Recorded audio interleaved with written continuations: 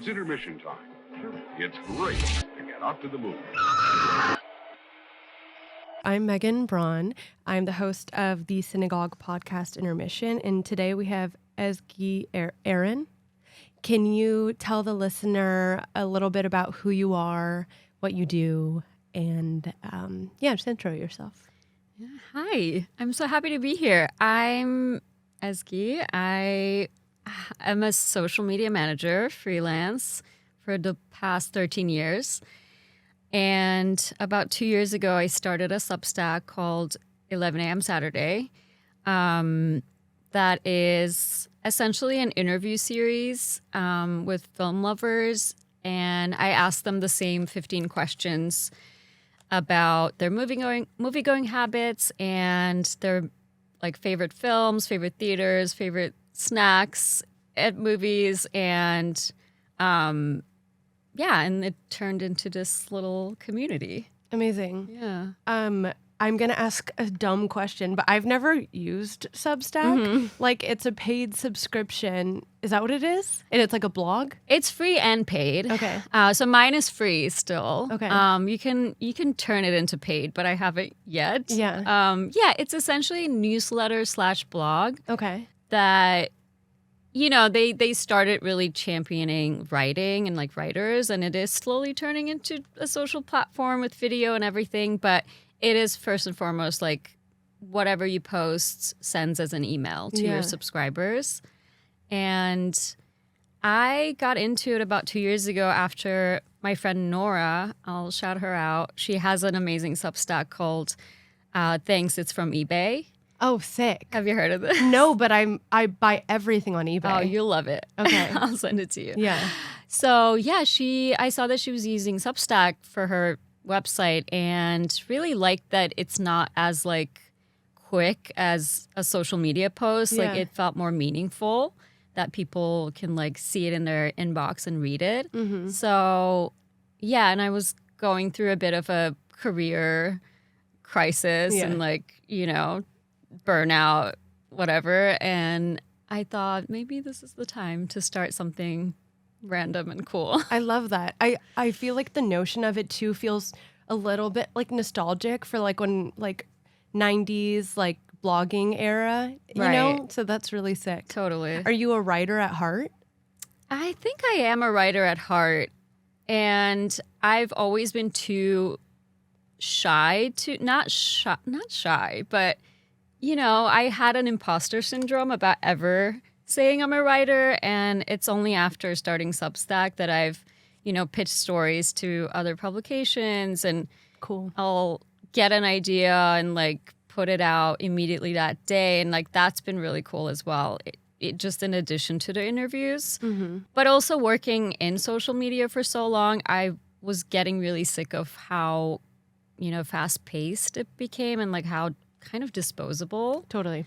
And the shorter the videos became, and I work a lot on TikTok as well. So I really needed something that's a bit more permanent and more meaningful. Yeah. That makes sense. Yeah. Were you worried when TikTok was going to go down? No, I was so happy. Yeah, less work for you. Yeah. Okay, this is a question we ask everyone who comes on the show. If you were to pick a movie that describes your life right now, what would you pick? Okay, I've thought about this a lot. I think I would pick Perfect Days by Wim Wenders. Such a good movie. Such a good movie. And the reason is I just had a period of high anxiety and just questioning what are we doing? What is the world? What is happening? And really focusing on the future and worrying about the future and taking on a lot of burdens of the world and all of that good stuff. And coming out of that, I think it really helped me to focus on the little things and the small joys. And I feel that movie is such a good representation of that. Just, having a routine that you cherish and, taking the time to, take a photo of the same tree every day and talk to a stranger and yeah, your small little life that doesn't always have to be like extraordinary. Yeah. And really being grateful for those little things, I think really resonates right now. I absolutely love that. And that's how I felt when I left that movie. I felt so like satisfied and pleased, you know? It's just like admirable life. Right. Okay, so we're going to get into our section of getting to know you through your film taste, but with a little bit of a spin. First, I want to talk about 11 a.m. Saturday. How did you come up with that name? The name, I always had that name in the back of my head I didn't know for what yet. That's my favorite time and day to see a movie. Mm-hmm. Like my favorite thing to do is just wake up, get a coffee, sneak the coffee in the theater. That's so nice. And watch something preferably like slow. Mm-hmm. And quiet, and just like it's like me and the older people. So and I wasn't even sure if that's a good name, because I was like, is it too long? I don't know, but it really resonated, so I kept it. And then that's always the first question I ask as well to my guests, like their favorite time and day to see a movie. So yeah, that's sick. I love that. Dream My dream guest, I mean, probably Martin Scorsese. Yeah. Why not? I really wanted to get his daughter on here. You know, she was kind of like blowing up on the internet. Oh, I love her TikToks. Yeah, but no, that's a great dream guest. And she would be a great guest here. I know. I honestly, we did reach out. It's never heard back. Yeah. But I'm like, fingers crossed. You know, like a couple months into the Substack, I got this email from, someone with the name and email address, like Martin Scorsese at something.com. That was like, my daughter showed me this project. I love it. No way. No, but it was like, I love it. It's so valuable what you're doing. Keep up the good work. But to this day, my immediate reaction, and to this day, I think it's fake, but I'm also like honored that someone would do that as a fake. Yeah. Because it's like a compliment regardless. Exactly. That's like, cute. Thank you, whoever did it. Yeah. Oh, that's sweet. I like that. Okay. In honor of your show and the premise of it, or your Substack, and asking guests 15 questions, I'm going to ask you 15 questions. Oh my God, okay. But not the same ones Okay. that you pick. First, we have, what's the most number of movies you've watched in a single day? Probably 3. Okay. In a theater or at home? That's a good question. Maybe tell me both. I've seen, I would say probably like 4 or 5 when I'm flying Oh, true. That's easy. overseas. Yeah, I'll just watch movies nonstop if I have a long flight. In theaters, I haven't done anything more than a double feature in a long time because I'm old. But I would do 3 back in the day. I don't think I've ever seen more than, I don't think I've seen more than 2 in a theater. Yeah. 3's a lot. 3's a lot. Best movie theater snack? Best movie theater snack, popcorn, but with Sour Patch Kids mixed in. Yeah, savory and sweet. I like that. Yeah, and a Diet Coke. Okay. Yeah, I love it. Yeah, Sour Patch Kids are I love sour candy. I'm not like a chocolate. Same. Yeah. Is there something you miss about the movie-going experience from your childhood that isn't a thing anymore? Yes. I actually, recently when I went back to my parents' place, I found these old, brochures, you could call like little booklets that theaters used to make that had Cute. like what's playing, what's coming out, and like little blurbs from critics. I can't even imagine that happening right now. Well, but it would be so cool. I will say that there's a theater in San Francisco that does that. Really? Balboa Theaters in the Outer Richmond, and they do those, and it's little pamphlets. And then I like to back when I lived in SF, I would get it and put the calendar in my fridge. I think it's cute. I love that. Yeah. I want to go there. I see them on Instagram a Oh, lot. yeah? Yeah. A movie that you wish you saw in theaters? So many. Because I don't really like to watch movies at home. I have a projector now, so it's a little better, but still not quite. So any movie that's on my watch list, I'll see if it's playing anywhere. Oh, smart. And it's so nice here because it might be playing somewhere. We're very lucky in LA. I think lately, though, like In the Mood for Love, I love that movie, and I've never seen it in a theater. Yeah. Taste of Cherry, I recently saw for the first time in a Fun. theater. Movies that are classics like that I missed. If you could take a movie prop home from a film set, what would it be? In Frances Ha, the very last shot, where trying to she picture puts it. her name in the mailbox. Oh, yeah? And her last name is cut off, and it just says Ha. Like, Yeah. that would be cool to have that mailbox. Okay. Oh, the whole mailbox. Yeah, the whole mailbox. I like that. Cute. Good answer. And great movie. Great movie. What is a movie you regret seeing in theaters? I rarely, if ever, walk out because I always think like maybe it'll get better. Mm-hmm. But I did walk out of the last Marvel Doctor Strange movie Oh, I haven't even seen it. because I fell asleep Yeah. and I woke up and I had no idea what's going on. And Yeah. I just walked out. And then maybe controversially, I had probably my worst theater experience in a minute was Trap. Why? Were people laughing? People were laughing, but when people laugh when it's not funny. Yeah. And they just think it's stupid. Yeah. And it was stupid. Yeah. So But it was taking you out? it was taking me out. People were rowdy.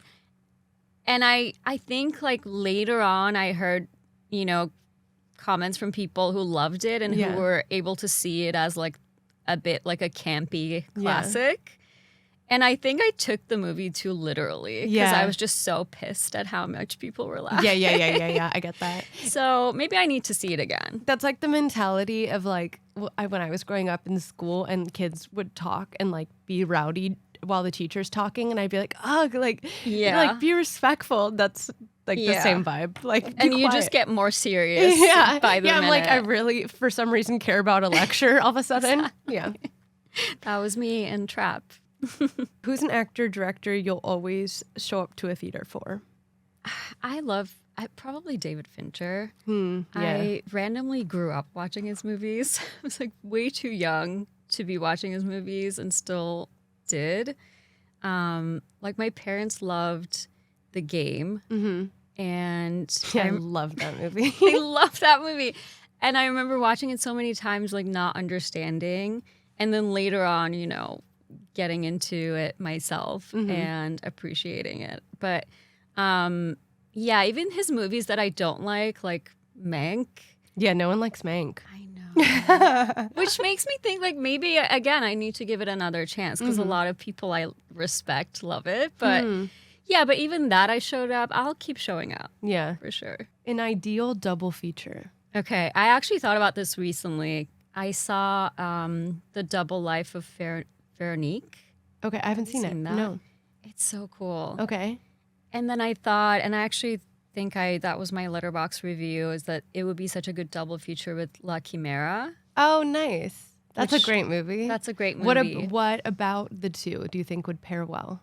I think they both have the same kind of like magical realism element that I love, and this connection with like the supernatural in a way, but it's not really like explicitly stated at any point. You just kind of have to like feel it. So it's really vague, but there's like this like spiritual element in it that I love. Yeah. Yeah. Cool. I love that. Yeah. I bet people would get that and feel that, And I think if you love La Chimera, you would love The Double Life. Cool. of Veronique. Another movie for my watch list. Yes. Do you have a movie theater ritual? Oh my God, yes, I do. What is it? Well, I have to be very warm. Like wearing a sweater? Wearing a sweater and a coat. I mean, yeah, God forbid you have like goosebumps in a theater or something. I do every time. Yeah. It's very cold in theaters here. Mm-hmm. I love having coffee in theaters. Even if it's in the evening, I'll try to sneak it in. I love that Vidiot's one of my favorite theaters in LA. They have great coffee. So I've actually never gotten coffee at Vidiot's. yeah, you should try it. I only have It's gotten good. wine. Well, that's maybe better. But yeah, I love cool. coffee. I'm always early. I'll watch like all the ads, all the trailers. Fun. And then yeah, I think that those are my like hard, rituals. Yeah. But it is different each time. But I just need to be like completely comfortable. Mm-hmm. Like if I'm not in the right space, like I know I'm not gonna like the movie. Yeah. You know something I just thought of? I don't think I've said this on the show and it's kind of inappropriate, but I think the only consistent thing I do during every movie is unstrap my bra because I hate Wait, I love that. or like unclip it or whatever because I hate the feeling of like the tightness of a bra. That's amazing. Like one time I went to the movies, I think probably twice with Olivia, our producer, and I'm like, oh, it's time. Or like, I'll like go to the bathroom or like put on a sports bra.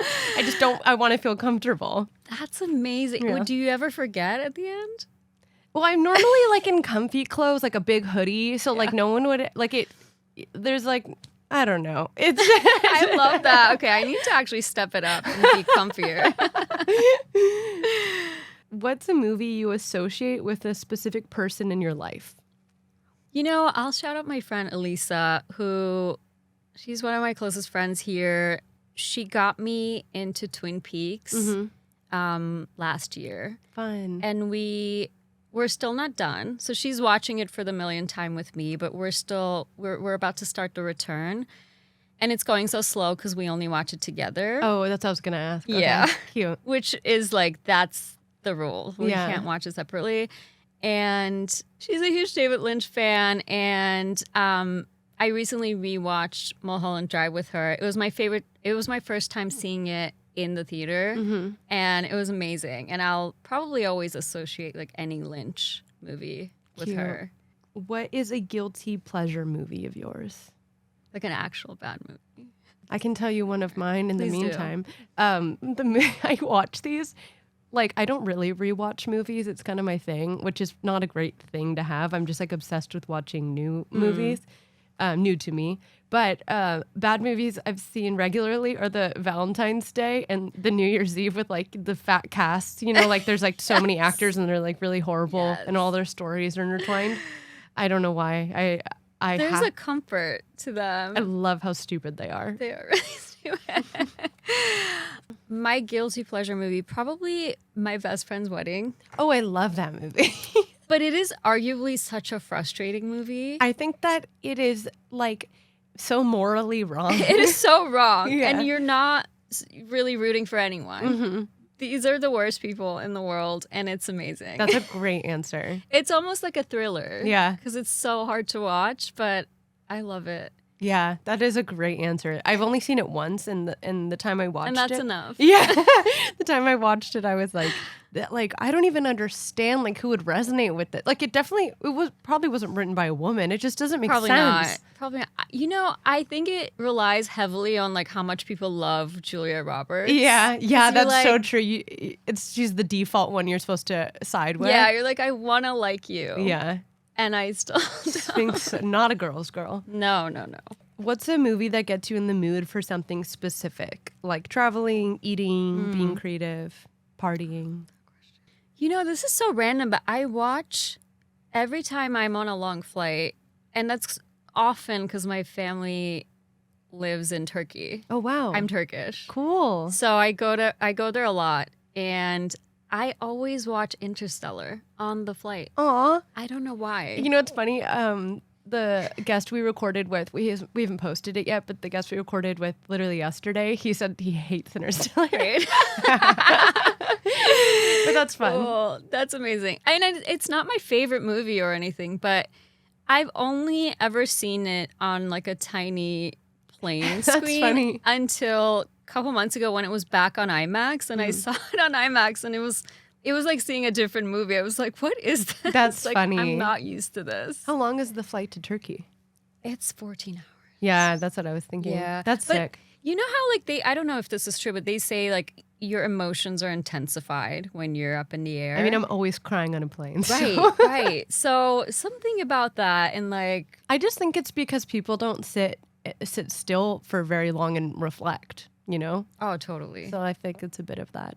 Yeah, you're forced to feel. You're forced things. to, yeah. What is your biggest movie hot take? Okay, my biggest movie hot take is, I guess this is more about like movie discourse online, Yeah. but I think people are too harsh about movies they don't like. Mm-hmm. And I do think ultimately unless a movie's like evil and, you know, is made with like the intention of being evil, I like that movie a little bit because there's like so much effort that went into it, and like someone thought of something and like put people together and like got it made, and I don't know, and sometimes I'll see a movie that I'm like, that was okay, and then I'll go online and it's like ripped apart.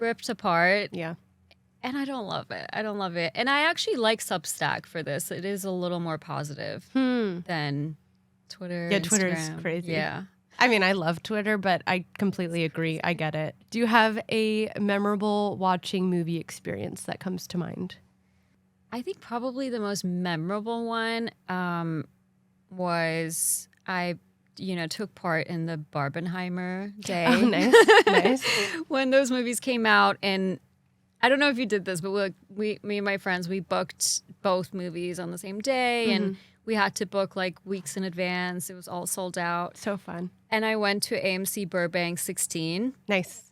So it was going to be like Oppenheimer at like 2 p.m. and then Barbie at 7. And like there was like no time in between. And as soon as we sat down for Oppenheimer, the Cillian Murphy's face came on, that first shot. And then the fire alarm went off.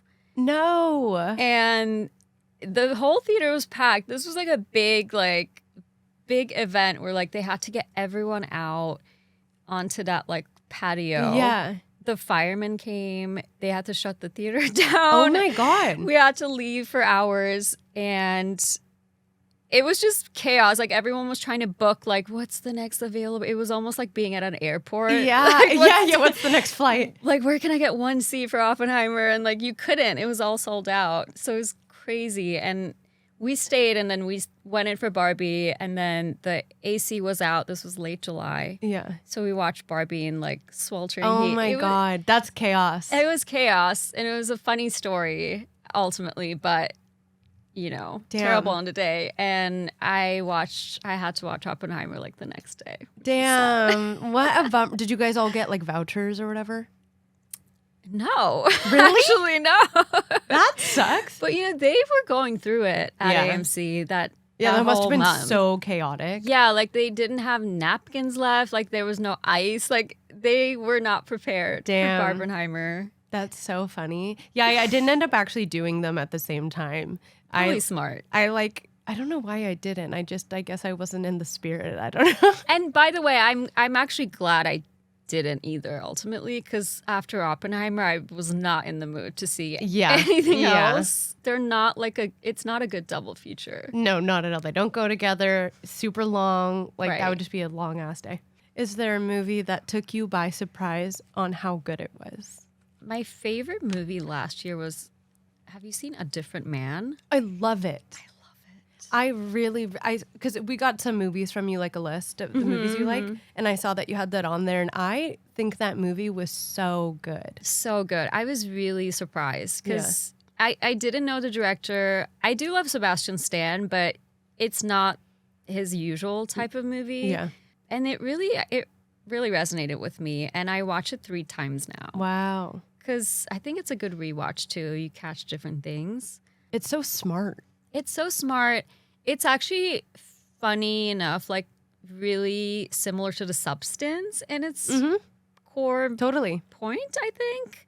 And I think it came at a really good time, and like almost like that and The Substance, like examining different sides of like hating yourself and trying to change yourself, and how ultimately you can't do that with physical changes. I thought it was really clever and really... Yeah, clever is really a great good. word for it too. Wow, yeah. I was like shocked that there wasn't more conversation around that movie, because I just thought it was so clever. I have no other words. I had a great time watching it. Yeah, and Sebastian Stan's amazing in it. I was so happy he got nominated, not for that movie, but still. Yeah. Okay, now we're going to get into your movie pick for today, Somewhere by Sofia Coppola. I'm going to just like read a little description of it. While recuperating from an injury at Beverly Hills' famed Chateau Marmont, bad boy actor Johnny Marco receives a visit from his young daughter Cleo. Though his mind is not on parenting, she has a way of inserting herself her father's daily routine. Slowly, the two bond, forcing Johnny to re-examine his life of excesses and his relationship with Cleo. That's funny. I feel like that description is almost like a bit has like an opinion to it. Do you know what I mean? Right. A bit leading. Yeah. First of all, what made you pick this film? I could have picked any Sofia Coppola movie, really. She's one of my favorite directors. From what you've said, I could guess that. Yeah. Yeah. I picked this one because I rewatched it recently, and coming out of the Oscar season and like these big movies with like big ideas and like world events and stuff, like it was really nice to revisit like a really contained story, like both physically and like it is just like the story of a father and daughter. But I always love rewatching that movie. I remember rewatching it during COVID when we were all locked in and locked when we were all locked down and dreaming of like being in lockdown at the Chateau Marmont. Yeah, that'd be great. But I think it's such a great LA movie for its locations, but also like I am really interested in that idea of this thing that everyone wants, like fame and success and being rich, and it is ultimately not a good thing. And or like there is a lot of things wrong with it. Yeah. It's smoke and mirrors. And yeah, I love like Sofia Coppola also being a messenger for that, because she's been, famous for her whole life and like she really knows that world. And I think it's such a smart movie. Like there's so many silences in it that really let you reflect that, people say it's boring and nothing happens, but I think that's the point. Yeah, of course. Yes. Well, speaking of that, so yeah, Somewhere is quiet, atmospheric. I've described Sofia Coppola in the past as like someone who makes visual mood boards. I feel like her films are just longer form mood boards. I want to know what draws you to that kind of stillness in cinema, and how would you describe the mood in Somewhere? I think what draws me to movies like that, and I wasn't always like this, I think I learned to watch movies with more patience and not expecting to like solve it or figure it out, but just like think about what it makes me feel. Because I grew up watching a lot of like movies with plot, like action movies and thrillers, and which I still love. Yeah.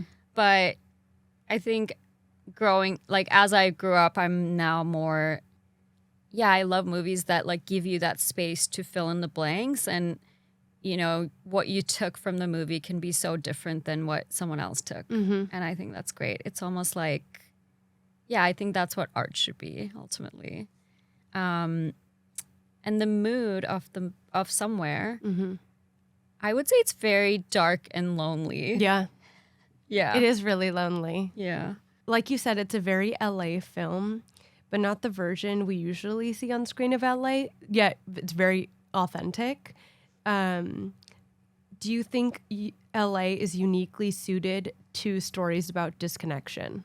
Absolutely. Yeah. Absolutely. LA is such a weird city. I moved here from New York, and I had a really hard couple of years getting used to the pace here and how, disconnected is the word for it. And I do finally love my life in LA now, but I think you have to be very deliberate in like creating your community and like keeping in touch and having people around you, or you can be like rich and famous and be lonely and miserable as hell, because it's just so spread out and everyone's busy and everyone's almost like waiting for someone else to reach out, like waiting for the other person to reach out. I think that's the culture here. I also, something that I just thought of too is like, I moved here from San Francisco, and something about LA is not everyone here, but a large amount of people here are working in something creative, or they don't have like a structured 9 to 5, or if they do, they have other projects that they're pursuing. And so like everyone, I don't know how to word it. Everyone like could be busy at any given point. And so there's less like structured time for people to be together. Right. Like in San Francisco, a lot of my friends, we'd like get off work and then we'd all grab a drink. Exactly. You know, and like here it's like, oh, I can't grab a drink, I'm on set. I can't get dinner with you, I'm like Recording a podcast. Yeah, recording a pod. Exactly. So yeah, it's like everyone's schedules are just like wonky because everyone's ambitious in a way. Right. And prioritizing work. Yeah. And Yeah. ambition over. Yeah, I think not having drinks after work is a big like determinant of, like, what, you know, how lonely a city can be. Yeah. But I love LA. I think you can, like, you just have to create your own kind of routine here and like be very mindful all the time. Like you can't, if you don't reach out to people for 2 weeks, you might feel incredibly lonely. Yeah. Yeah, it's kind of on you to like right. make it happen. Do you think the character Johnny was aware of how emotionally checked out he was, or was he just kind of floating through life? I don't think he was aware until a certain point of the movie. You know, even when Cleo, his daughter, first joins him, I don't think he's aware. I think he's just kind of checking the boxes. Mm-hmm. And he does love his daughter, but he doesn't really, I don't think he defines himself as a father so much. And yeah, just floating through life. I love the scene where he goes to watch her ice skate. And Gwen Stefani's cool. Yes, it's so perfect. Well, So speaking good. of needle drops, I wrote down some of the needle drops in here. But yeah, cool playing while she's ice So skating in her good. little blue outfit. Such a good scene. And it's just such a moment in time. yeah. She also has 2 songs by The Strokes in here, which is sick. The Police, a Foo Fighter. Oh, this is what I thought was so funny. The 2 pole dancers. I think it's the first time it shows them, but they're dancing to My Hero by the Foo Fighters. It's so funny. Amazing. And I think, is that the first scene for the first or the second? Well, technically the intro's the car. Yeah. But, Oh, yeah, but then, yeah. Incredible Yeah, choices being made. so funny. Like the oxymoron of it. And the total silence after. I was looking up some like fun facts for the movie, and the 2 dancers were actual professional strippers. Yeah. That's so sick. It's so cool. So Cleo, the daughter, I didn't even say she's played by Elle Fanning, which a gem. Cleo feels more grounded than her father in a lot of ways. What do you think the film is saying about kids raising their parents? She's so cool. I love know. Cleo. She's an amazing character. I think I think it's how it is in real life. Like younger people, especially kids, like have a way of seeing things that older people don't. And I think she does see her father for who he is. Like she doesn't think he's perfect, or, you know, she knows all the ways he's failing, but loves him regardless, and is almost like letting him know like she's there, which then I think helps him get his, you know, life together. Yeah. Like having that permission from her. But yeah, she's so smart. I love the scene where she like orders milk from room service Yeah. to cook. And I remember like always thinking like, oh, I wonder if they would actually bring milk. I bet at Chateau they I would. bet, yeah. Yeah, it's funny. It's also just dawning on me that so Elle Fanning, her sister Dakota Fanning, Dakota was in the movie Uptown Girl and like plays a young girl who's like very ahead of her time and kind of a little miniature adult. And it's funny, like that is such a dynamic where children grow up fast when they have like young parents, or they're kind of exposed to like adult nature at a young age. It's interesting that they both kind of have got to play roles that are somewhat mirroring each other. Yeah, I hadn't thought of that before, but yeah. The film often watches things happen from a distance, like it's observing, not judging. How did that style affect your experience of it? Specifically, I mean, a lot of the scenes are like that, but them in the pool, or even when he has his driver drop him off and he goes to visit a girl and it just shows through the window, them hugging, moments like that. I think, again, I really love that it gives the audience that space to just dream. And it's not really like telling you what to feel, but you're kind of alone with your thoughts. Same with the scene where he gets the cast made, and it's like such a long scene where you just watch his face and, you know, fill in the blanks with like how he must be feeling. And, you know, we never like hear him say how much he hates his job, but it's just so clear in those silent moments. Yeah. Or him at the like Q&A for his movie screening. It's just so hard to watch. Yeah. Yeah. I love it. I think it's maybe one of the first movies, like when I first watched it, that made me appreciate that kind of filmmaking. And it is probably like my favorite type of movie. Yeah. Now. The scene of him that you mentioned, getting the mask made for his face, it's for the listener, it's makeup artist making him look old, but you have to sit in a seat forever and get that mold done. And it made me think of, did you see the movie Maxine? Like from the X. I haven't. Pearl, X, and Maxine. And there's a scene in that movie too. Same concept of you sitting in a chair and having to get your makeup done. And I'm like, that's so funny. Like so many actors probably have that where they're spending hours and hours on end. There's so many hours that go into the back end rather than the actual moment of filming. Right. And so many unglamorous moments. Yes, exactly. That are, you know, very glamorous to people outside looking in. Yeah. Which, is this movie kind of in a nutshell. Right.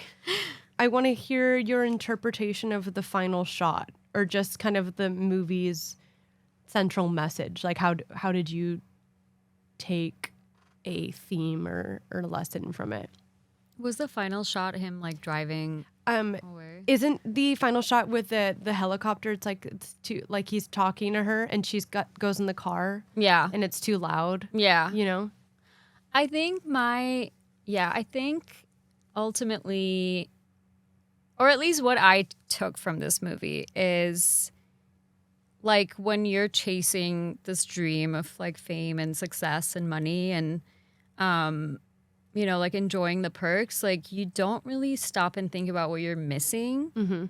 I think this is a movie ultimately about like those moments that force you to sit and think about like what you're giving up. And also you could just choose to stop and go live a normal life and like watch your daughter ice skate once a week and watch her grow. And I think it's such an interesting thought because we all like go through that to an extent. You know, every time I'm like, oh, I could live closer to my family, you know, but then I wouldn't be like It'd be a different my life. dream. Yeah. Right. So yeah, I think it's such a dark and lonely thought. And ultimately, I don't know if he chooses that or not, but at least like that, he's not like floating anymore. And like he is at least like aware of what he's missing. Yeah. Yeah. Okay. We are going to play one last game and then wrap up. We have titled this Cinematic Soulmates. I'm going to name a character or actor or movie, and I want you to tell me, would this be a lover to you, someone, a lover, a friend, or someone who's just like not your vibe? Okay. First, Frances from Frances Ha. A friend. Yeah. Do you think she's a good friend, though? No. I would probably like try to help her a little. You know, I would sit her down, have a big sister talk. I think she would be kind and she would be like there for you. Yeah. But then she like means well. Yeah, she means well, but she's like too kind of, she doesn't have like control over her life. Like she like forgets your birthday. Yeah. That kind of person really bothers me. Yes. I like know people like that. I'm like, you're so unreliable. Tom Ripley from The Talented Mr. Ripley. Matt Damon, young Matt Damon, probably lover. I know, hot. But also terrified of him. Yeah, the character itself. The character itself, I would probably be intrigued by him, I'm not going to lie. Really? Like in the beginning of the movie. Yeah. Joel from Inside Llewyn Davis. Oh my God. I'll say friend. Yeah? Yeah, I think he also means well. It's just very lost. Yeah. I really like that movie. Same. Yeah. Yeah. It's a good movie. It's a great movie. It's in the same vein of the style that you like. Yeah. Like depressing. Well, not even just depressing, but like just like I don't know, like Like this a little is life. quiet. Yeah, this is life. Yeah. Yeah. Clementine from Eternal Sunshine of the Spotless Mind. Probably, I would probably stay away. Not your vibe. I think she has a lot going on. Yeah. She think she she's has a a little lot toxic. to sort out. She's pretty toxic. Yeah, I think she would probably scare me. Ruben from Sound of Metal. Oh my God, I love that movie. Friend, lover. I would say Ahmed. I lover. love him. Lover for sure. He's I think cute. he's so cool. I love that movie. Me too. It's so good. It made me very anxious because my boyfriend's a lighting designer for bands and I would say like rock recently, so very loud music, and I'm just like terrified for his hearing. Me too. He gets in-ear molds done, like the custom earplugs, but it still stresses me out. I didn't know until that movie that could happen like in an instant. Yeah, I you know? do not like that. Yeah, let's not talk about it. Julie from The Worst Person in the World. Oh my God, not my vibe. It's just too... I mean, you know, probably my vibe, but like in the sense that she would like show me like what I don't like about myself. You know, Yeah. I'd be like, "Ugh, why are you like this? You know, maybe like too similar. Yeah. Oh, that's funny. Richard from After Sun. I'll say friends. Again, I feel like there's a common theme of like friends I want to help. That's so funny. Like if I were there, this wouldn't happen. Yeah. Yeah, I think he also means well. He's struggling. It's funny that movie was shot like very close to my hometown in No Turkey. way. Yeah, in a resort in Turkey. Oh, how cool. And like in the movie too, they go to Turkey Yeah. for vacation. Oh, that's I awesome. love that movie. I love this game. Yay. Adam from A Different Man. Oh, not my vibe. No. I feel like he would be someone who's like, I mean, obviously he's so into looks in himself and others. Like he would like always think about like, you know, your imperfections and like remind you. Yeah. But then he is Sebastian Stans. I don't Yeah. know. And it's just like so deeply insecure that like when you're talking to someone like that, you feel it. Yes, you feel the insecurity. Yeah. Wolfgang Amadeus Mozart from Amadeus. Oh, lover. That's fun. He's so cute in that movie. I don't know if it's realistic or not, but Yeah. That's such a good movie. it's such a good movie. I actually only watched it for the first time, I think, this past year. Me too. Really? Yeah. Did you see it at the Academy Museum? No, I watched it because it was one of our podcast guests pick. So I watched it like streaming, but it's just funny. It's clever. It's witty. So I love like a complex dynamic. Like it's not like a rivalry. It's not friendship. It's something else. Yeah. Lover. Yeah. And actually maybe a good lover. Like he's just silly, doesn't really have any drama. Yeah. He is insane, Yeah. but Entertaining. entertaining. I love that. Yeah. Amazing. Well, that is all I have for you today. So we can close this out if you want to plug again your Substack and if you have anything else you want to plug. Yeah, my Substack is called 11 a.m. Saturday. Please go look at it, subscribe, read all the interviews, and reach out if you want to be a guest because everyone's welcome. Sweet. Well, thank you for coming on. Thank you so much for having me. Okay, it's time to get lost. Good evening. If you enjoyed this episode, be sure to leave us 5 stars on Spotify, Apple, or wherever you get your podcasts. To stay in touch, follow our Instagram page at It's Intermission Time and share with your friends.